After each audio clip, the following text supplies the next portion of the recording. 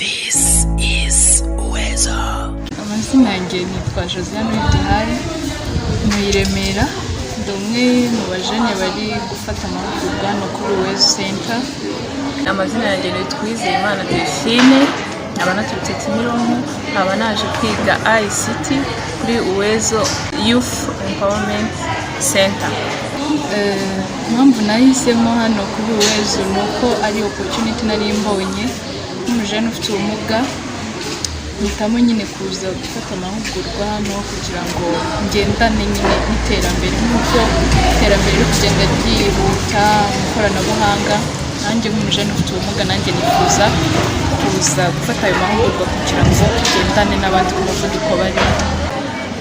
Impamvu nahisemo kuza kwiga ikoranabuhanga, naragira ubumenyi narize segonderi na kaminuza, ariko impamvu ndiga segonderi nari mfite igikomere cy'uko navutse nkanisha ukuboko, urumva nyine abandi bakiga nyine bagira isoni ryo kwiga bandeba bareba ukuboko kwanjye nkabwihisha.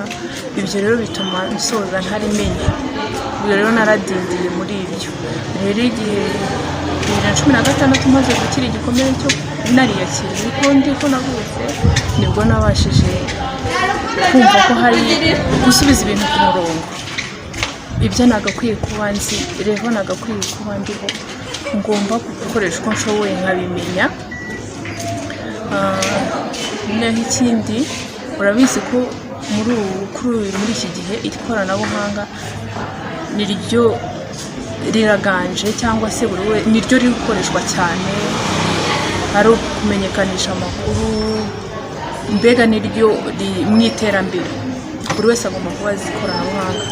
Niyo gahunda ya guverinoma yacu y'u Rwanda kugeza aho bafite kugera muri 2024 urubyiruko rwose ruzaba ruzi ikoranabuhanga.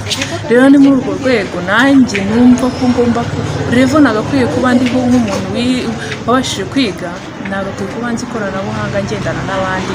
Nubwo mfite ubumuga hari nadindiye muri icyo gihe, ariko nagakwiye gusubira kujya ku murongo. Rero ndashima Imana ko umuryango Uwezo Youth Empowerment yadutekerejeho. Kuri ndabishimira Imana, barakoze cyane. Imana yabanyuriyemo kuko nari mbikeneye cyane.